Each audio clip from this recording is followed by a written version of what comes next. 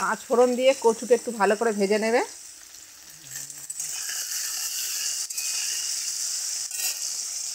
মূলো আর আলু ছিল কাটা, ওইটার মধ্যে দিয়ে দেন। নুন দাও,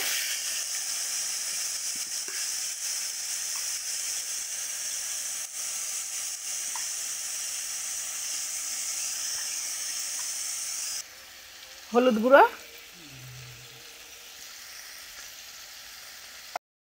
লঙ্কার গুঁড়ো দিয়ে ভালো করে এটাকে কষবো।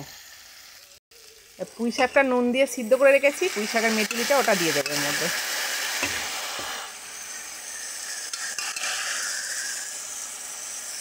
মাছের মাথাটা দিয়ে দেবো, ভাজা মাছের মাথাটা দিয়ে এবার ভালো করে কষাবো। আমাদের পুঁই শাক ঘন্ট হয়ে গেছে। মাছের মাথা দিয়ে বন্ধুরা কমেন্ট করে জানাবেন কেমন হয়েছে। নতুন বলে তো আপনারা কেউ পাশে থাকছেন না, একটু সাপোর্ট করুন আমাকে।